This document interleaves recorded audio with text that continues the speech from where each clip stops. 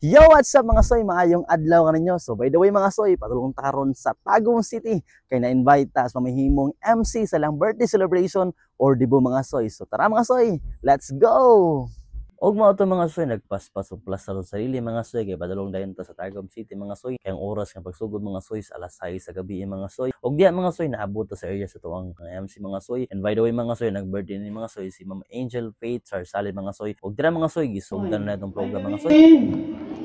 Dili ko magsugod o ganang walay backtalk. Walay backtalk gabi. Ayan.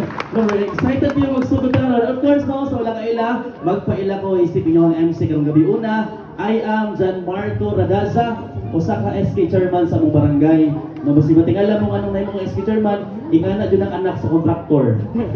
Bitawate ka. Bitawate ka. Ito, ladies and gentlemen, I know you are all excited to witness the entrance of our birthday celebrant, Ma'am Angel Faith Sarsale.